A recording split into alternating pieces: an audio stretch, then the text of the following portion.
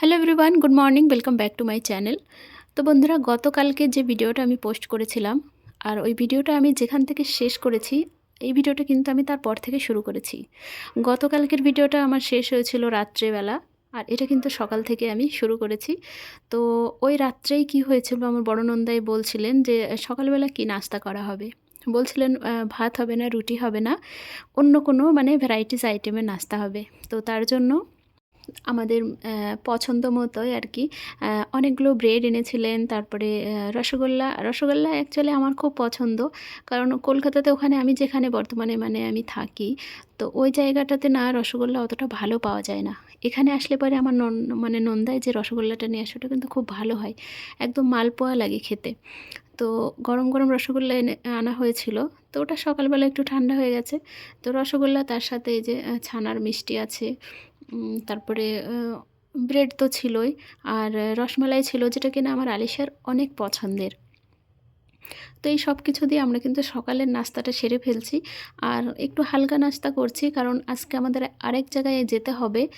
তো ওখানে গেলে পরে ওখানে আবার ভরপেট খাওয়া হবে। তার জন্য সকালবেলা আমি আমার ননদকে বললাম ভাত খাওয়া লাগবে না আমাদের, কারণ ব্রেড হলে আমার বাচ্চারা তেমন কিছু আর খেতে চায় না সকালের দিকে, ঠিক আছে। আচ্ছা, তারপরে এই যে বলতে বলতে আমরা কিন্তু অলরেডি একটা আত্মীয়র বাড়ি চলে এসেছি। এটাও আমার একটা ননদের বাড়িতে। তো এখানেও আমি এসেছি, বেশ অনেক বছর পরই আসলাম।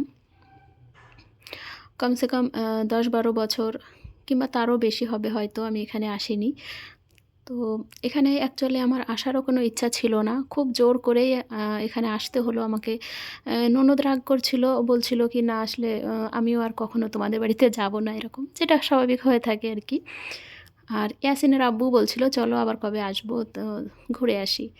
তো এখানে আমরা এসেছি, এখানে আমরা ২ ঘন্টা মতো সময় কাটিয়েছি। আর এই গাড়িটা পেয়ে ইয়াসিন কিন্তু খুব ভালো খেলছিল। তো এটা দেখেও খুব ভালো লাগছিল, যেহেতু শহরে আমি যে ঘরটাতে থাকি ওখানে জায়গা অনেক কম। তো আমার মনে ইচ্ছা থাকলেও আমি কিন্তু এই গাড়িটা ওকে কিনে দিতে পারবো না। তো ও গাড়িটা নিয়ে খেলছিল, খুবই ভালো লাগছিল। আর এটাই ভাবছিলাম যে আমার এই গাড়ি কেনার স্বপ্নটা কিন্তু স্বপ্নই থেকে গেল। যখন আলিশা ছোট ছিল তখনও ভেবেছি কিনে দেবো, কিন্তু হয়ে ওঠেনি। নাসরিন ছিল তখনও ভেবেছি, সেটাও হলো না। আর এখন যদিও একটু সুযোগ আছে, তারপরেও পরে যদি কখনো কিনি তোমাদের সঙ্গে শেয়ার করব। আচ্ছা, তারপর আমরা তো ওখান থেকে চলে এসেছি। রাত্রে ভিডিওটা আর করিনি। সকালবেলা কিন্তু আমি চাউমিন বানিয়েছিলাম। আমার ননদ বলছিল তুই এইসব জিনিস ভালো পারিস, তো তুই একটু বানা। তো আমি ওটা বানিয়েছি, আর খুব ভালো হয়েছিল খেতে। তো চাউমিন খেয়েছি সকালে, তারপরে স্নান সেরে দুপুরের খাবারে এই যে অনেক কিছু আমার ননদ বানিয়েছে। আর যেহেতু আমি মাছের মাথা খেতে পছন্দ করি, তো বিশাল বড় একটা মাছের মাথা কিন্তু আমাকে এখানে দেওয়া হয়েছে, আর ইয়াসিনের আব্বুরও দেওয়া হয়েছিল। তো এগুলো সবগুলো দেখে না মায়ের বাড়ির কথা মনে পড়ছিল। আমি যখন মায়ের বাড়িতে বেড়াতে যাই, তো ওখানে আমার মাও কিন্তু সেমভাবে আমাকে মাছের মাথাটা খেতে দেয়। তো যদিও আমি ওটা পছন্দ করি, ওটা তো বাড়িতে আর কারোরও পছন্দ হতে পারে, তাই না? তারপরেও এই যে আমি যে প্রাধান্যটা পাই, খুবই ভালো লাগে। আর এই ননদের বাড়ি আসলে তো আমার ভীষণই ভালো লাগে। এতটা যত্ন পাই, এতটা ভালোবাসা পাই, কি বলবো বলার বাইরে। আমি মানে ভাষায় প্রকাশ করতে পারবো না। খুবই ভালো লাগে। নিজের বাবার বাড়ি গেলে যতটা না প্রশান্তি, মানে তার থেকেও বেশি এখানে প্রশান্তি পাই। কথাটা মিথ্যা হবে না। তারপরে আর কি বিকালবেলা এই যে ইয়াসিনের খেলা শুরু হয়ে গেছে।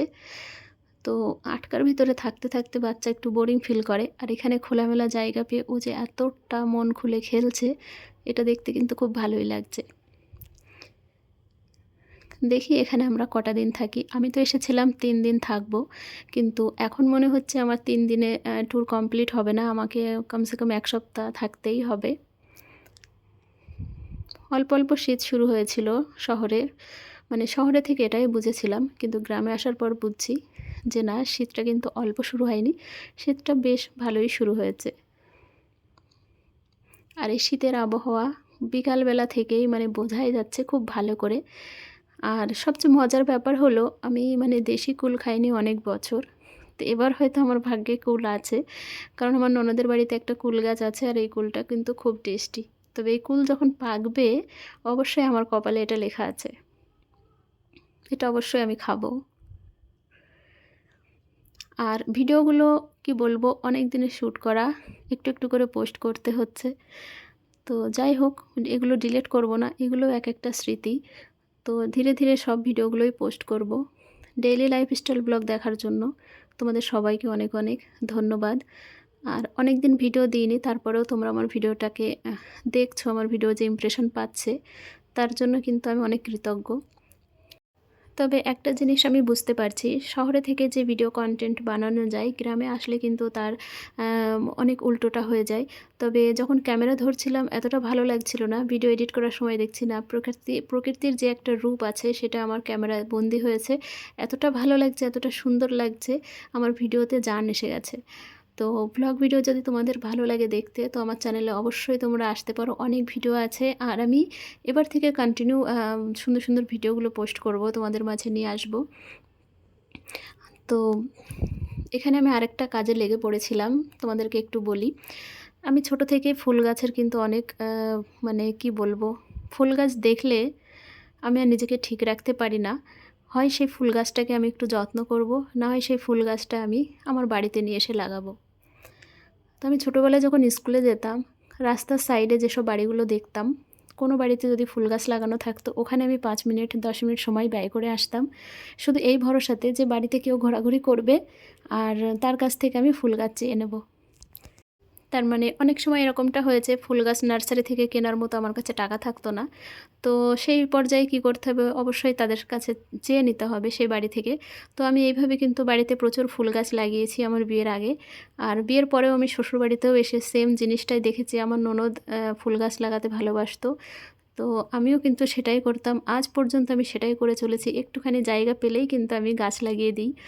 আর এখানে আমি দেখতে পাচ্ছিলাম এই গাছগুলো না নষ্ট হয়ে গেছে, মুরগি আছে, মুরগিতে সব নষ্ট করে দিয়েছে। তো আমি আমার ননদকে বলছিলাম এগুলো যদি একটু ভালো করে লাগিয়ে দিই তাহলে খুব ভালো হবে।